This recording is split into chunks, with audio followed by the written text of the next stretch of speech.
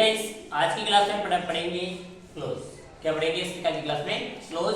Close को हिंदी में कहते हैं उपवाक्य। क्लोज का अर्थ क्या है, डेफिनेशन क्या है? देखिए, एक बार हम क्लोज की डेफिनेशन हिंदी में देखते हैं। क्लोज एक बड़े वाक्य का क्या होता है?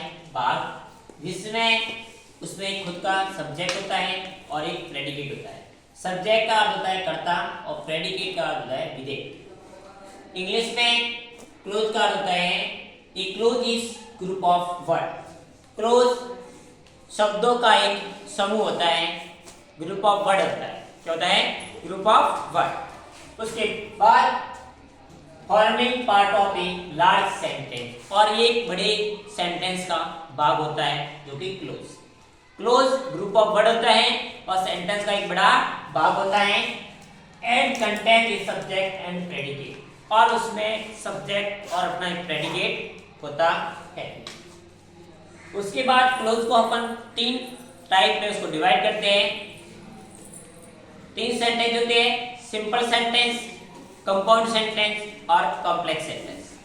सिंपल सेंटेंस का मतलब होता है साधारण वाक्य।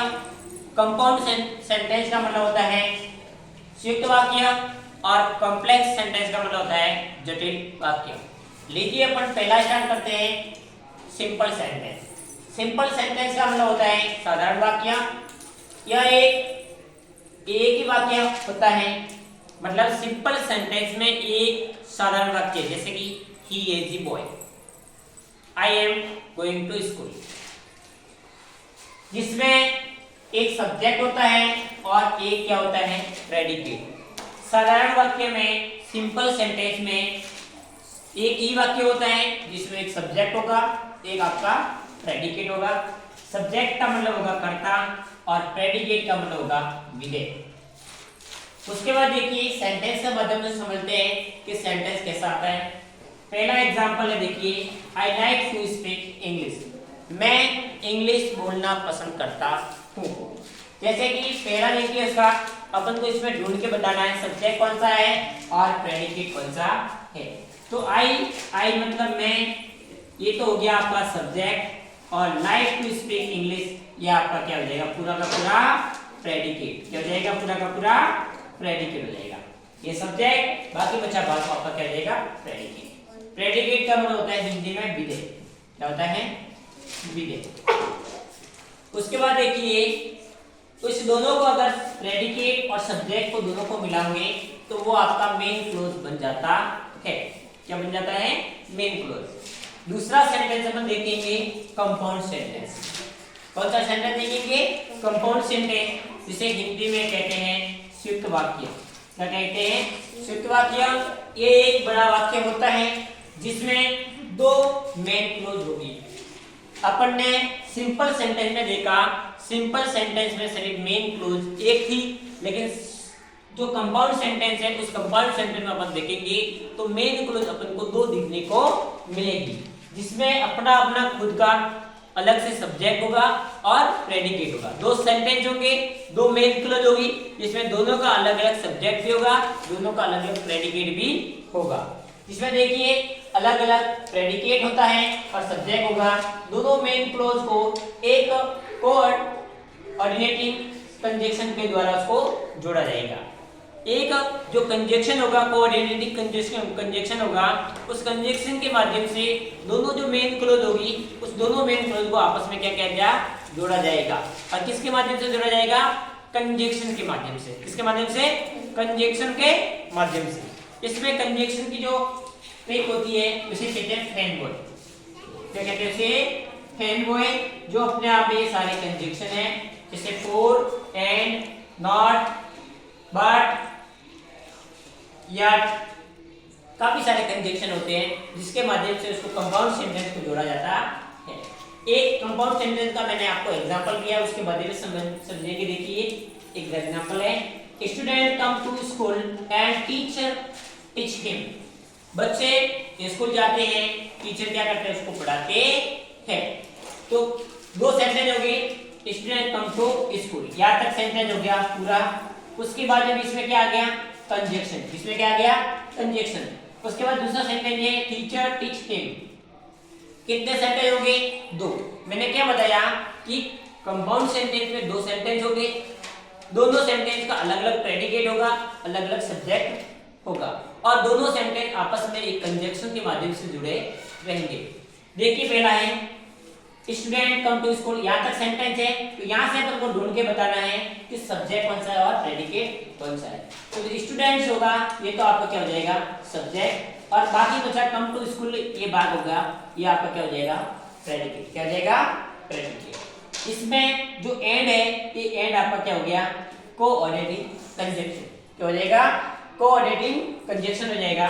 तो उसके बाद टीचर टीच हिम ये आपका टीचर तो हो जाएगा सब्जेक्ट और बाकी बचा भाग आपका क्या हो जाएगा प्रेडिकेट। प्रेडिकेट और अगर सब्जेक्ट को अपन को मिलाते हैं ये आपकी मेन क्लॉज बन जाती है और दूसरी मेन क्लॉज क्या हो जाएगी सब्जेक्ट और प्रेडिकेट को मिलाएंगे तो ये मेन क्लॉज हो जाएगी। एक मेन क्लॉज और दो मेन क्लॉज। मैंने आपको डेफिनेशन वापस लेके आता देखिए मैंने क्या बताया था कि दो मेन क्लॉज होगी, ये दो मेन क्लॉज होती है। ध्यान रखना है कि संयुक्त जो सेंटेंस है कंपाउंड सेंटेंस है उस कंपाउंड सेंटेंस में दो मेन क्लॉज होती है, दोनों का अलग अलग सब्जेक्ट होगा, दोनों का अलग अलग प्रेडिकेट होगा, इस बात का आपको ध्यान रखना है। तीसरा मैं लेके आता हूं आपको कॉम्प्लेक्स सेंटेंस। कॉम्प्लेक्स सेंटेंस का मतलब होता है जटिल वाक्य। जटिल वाक्य में क्या होता है देखिए इसमें एक बड़ा वाक्य होता है जिसमें एक मेन क्लॉज होगी। क्या होगी एक मेन क्लॉज होगी लेकिन एक उसकी सबऑर्डिनेट क्लॉज होगी। एक तो उसकी मेन क्लॉज होगी और एक होगी सबऑर्डिनेट क्लॉज। सबऑर्डिनेट क्लॉज का मतलब होता है आश्रित उपवाक्य जो किसी वाक्य के ऊपर क्या होती है डिपेंड रहती है, किसी के ऊपर आश्रित रहती है इसलिए सबऑर्डिनेट क्लॉज कहते हैं। आश्रित डिपेंड क्लॉज एक सबऑर्डिनेट क्लॉज आश्रित उपवाक्य होता है जिनके अपने अपने अलग अलग सब्जेक्ट और प्रेडिकेट होंगे और इन दोनों के प्रकार के क्लॉज को अपन सबऑर्डिनेट कंजंक्शन के द्वारा जोड़ेंगे। मतलब खुल के बात यहाँ आती है कि जो कॉम्प्लेक्स सेंटेंस है उस कॉम्प्लेक्स सेंटेंस में एक मेन क्लॉज होगी और एक सबऑर्डिनेट क्लॉज होगी। सबऑर्डिनेट क्लॉज को अपन डिपेंडेंट क्लॉज भी कहते हैं। उसके बाद देखिए एक सेंटेंस के माध्यम से समझते हैं कि डिपेंडेंट क्लॉज क्या है और मेन क्लॉज क्या है।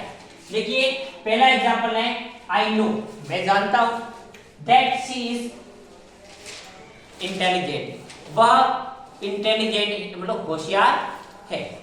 आई नो मैं जानता हूं बीच में क्या आ गया कंजंक्शन। क्या आ गया बीच में कंजंक्शन। एक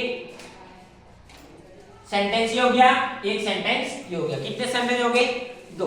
मैंने क्या बताया है एक सेंटेंस होगा वो आपका मेन क्लॉज होगी, एक सेंटेंस होगा वो आपका डिपेंड क्लॉज होगी।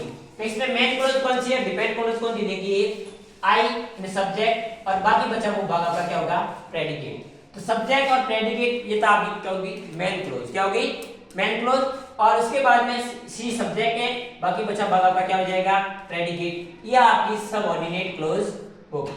सबऑर्डिनेट क्लॉज को अपन डिपेंड क्लॉज भी कहते हैं।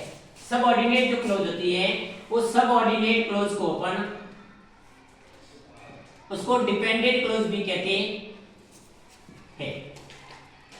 उसे डिपेंड क्लॉज भी कहते हैं, डिपेंड क्लॉज भी उसे कहते हैं। ये सबऑर्डिनेट और डिपेंड क्लॉज है उसको तीन भागों में बांटा गया है। कितने भागों में बांटा गया है सबऑर्डिनेट क्लॉज को तीन भागों में बांटा गया है।